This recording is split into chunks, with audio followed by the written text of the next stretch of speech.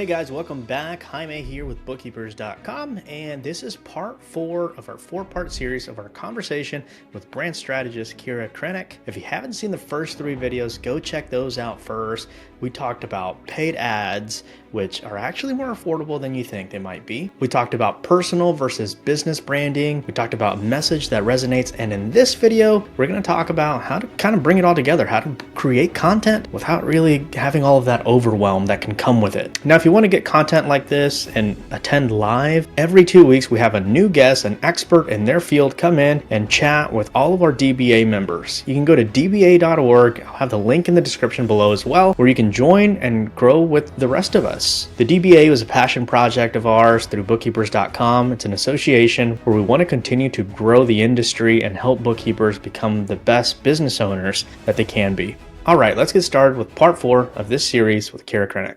All right, here's a big one. Let's talk about content creation. I know many of us feel completely overwhelmed when we're thinking about content marketing. I personally didn't even start doing this until this summer because it just felt too overwhelming trying to balance my client work with my own content creation. And I know that bookkeepers.com recommends a simple baseline of 1 blog post, 1 newsletter, and 1 social post a month. That's a great starting point, again. But from there, if you're really trying to build a following, build authority, build thought leadership, I'd encourage you to add a little more consistency on the short form content end. Keep that 1 newsletter, 1 blog post cadence. But to really build authority, we need at least 2 to 3 social posts a week, which is still very manageable for socialpreneurs. Let me show you a simple strategy on how you can do that without getting burnt out on it. Here's an outline for this strategy. It's important for small business owners and solopreneurs to show up consistently on social media. Think of this as an extension of your resume. It's your digital resume of sorts. And these days, no one is going to work with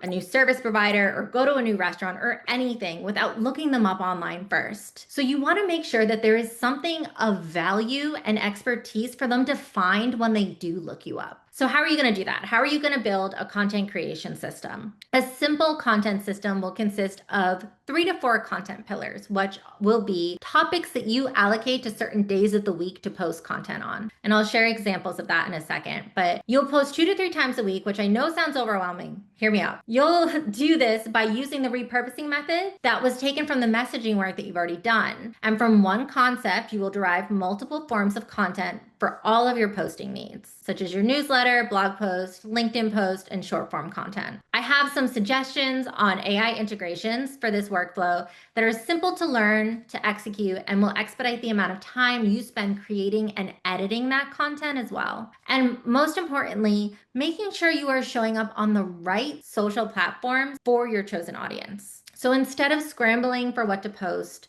we're going to use content pillars.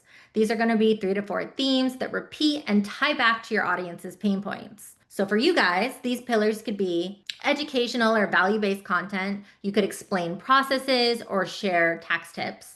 You could do personal experiences, tell stories that are humanizing your brand, niche insights, debunk myths, answer FAQ questions, or highlight industry-specific challenges that you're witnessing in real time. When you stick to pillars, your content becomes focused and builds credibility because people know you're the go-to and what to expect on that topic. Consistency beats volume every time. So if you're starting from 0, go to 1 time a week, then 2. Work up from there. Don't feel like you have to meet that 3 post a week threshold immediately. And ultimately, I recommend a rhythm of 2 to 3 short form content posts a week on the platform that fits your audience best. And what I mean by the platform that fits your audience best, I'm referring to the fact that contractors and trade services may be more active on Facebook than Instagram, whereas realtors, if they're commercial real estate especially, may find most of their audience on LinkedIn. But regardless, the cadence should be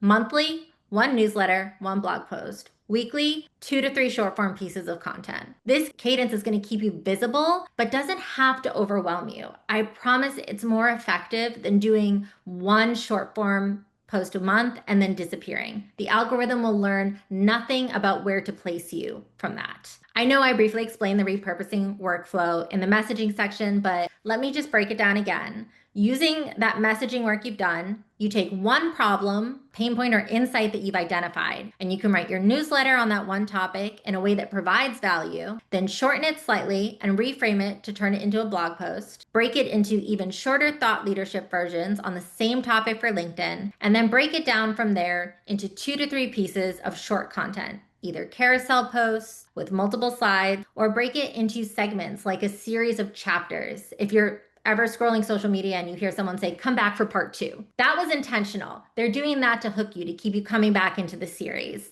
And it's going to be where you can discuss that topic long term. The key is to have a strong hook for a high performing video. You have to hook them within the first 3 seconds to make sure they're going to stay and watch the rest. Another repurposing method that I use less often, but it's a great backup, is if you were on a client call and you said something that after you were like, wow, that was really insightful, that was a good answer, and you have Zoom transcripts turned on or Zoom recordings turned on, you can take that as a snippet and use it as a reel, or feed that transcript into a recorder or a transcript to GPT and have it turn it into a long form caption or ideas for more concepts. But the goal of repurposing is to multiply your visibility without multiplying your workload. Some of the lighter AI support that I was talking about is if you are doing videos, which you should be. CapCut is a great editor because it allows you to edit by transcript, which means you will have it auto-generate the captions and you can remove pauses. You can remove whole mistakes that you made. You can remove entire segments if you didn't like the way it was filmed just by deleting the text instead of having to learn how to edit videos very specifically. Another AI tool, obviously it's GPT, but if you have transcripts of calls, feed that transcript into GPT and ask it to write you a caption on the concept or the questions, or to ideate on other content ideas for you. And then this is the most complicated suggestion I have, and it can be controversial for some people, but I highly recommend it to people who are busy and just need content created. I'm going to suggest that you use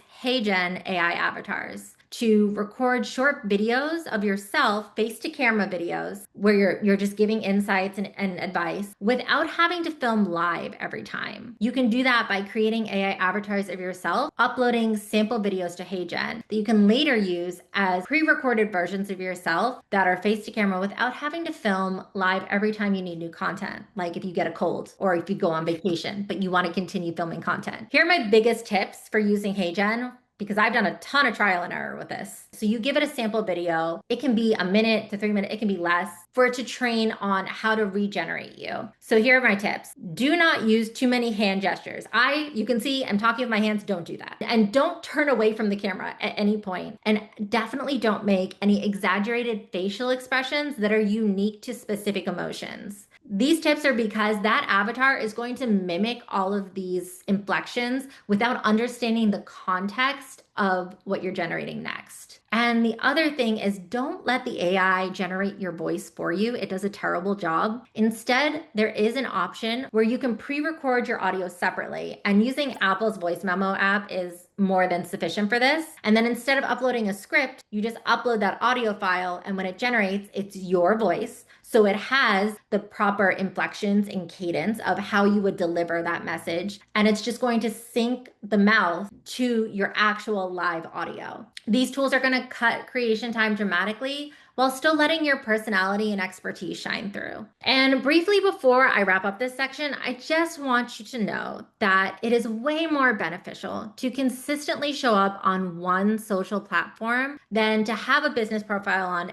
every social platform with no content on them. Not all platforms are equal. Where you post depends on who you want to reach. LinkedIn is ideal for B2B and professional credibility. Facebook is best for local small businesses. And Alignable is a powerful tool for referrals, especially in contractor-heavy niches. The key is to meet your audience where they're already spending their time online. In our membership, we train members on AI workflows for content planning, drafting, editing, and repurposing. And the result of using AI in these workflows is that you can keep your content authentic while cutting down your creation time. And that way you stay consistent without getting super overwhelmed. I know that still might have felt super overwhelming. So let's focus on those tiered actionable steps to execute, or at least get started. So for bronze, choose those 2 to 3 content pillars and commit to posting just once a week. Consistency matters way more than volume at this stage. So maybe start with once a week, and then when that rhythm starts to feel good, go to 2, and then eventually 3. And it's easiest to batch content creation in one time block. Don't try to make it every single day. That's going to stress you out. It doesn't have to be perfect. It just has to be consistent. Silver is going to be build that simple repurposing flow. For example, take that one blog post or newsletter and break it into that short form content each week for the month. We'll provide a few resources in the toolkit after this workshop that are going to help you keep track of your content pillars, ideas, and your posting schedule, making this repurposing workflow feel more like a template than a creative exercise. And gold, start using light AI support to streamline your workflow and keep up that 2 to 3 posts per week cadence without feeling overwhelmed. Getting the hang of these programs might have a learning curve, but I promise it won't be a big one. And once you get the hang of it, you'll save so much time filming live less often. Thank y'all so much for watching and sticking around for the 4-part series we had. Again, if you want to join the DBA and get these kinds of conversations live and join them live, we have them every 2 weeks. They're hour-long conversations with industry experts that come in and give us tips, tricks, and some of their services that can help you grow your practice. Go to dba.org and join. It's going to cost you $99 a year. Again, for us at bookkeepers.com, the DBA is more of a passion project. We don't make a lot. In fact, I think we lose money on that every single year. For $99 a year, you can join and have educational content every 2 weeks. On top of that, you're able to join a public directory where clients can find you as well. And also you get to be part of an exclusive community of other bookkeeping business owners just like you. Both the link to the dba.org will be in the description below, and also the toolkit that Keira provided for you. Make sure to download that toolkit that she provided to bring all of these lessons together in this 4-part series. That's it for this video. I'll see you guys on the next one.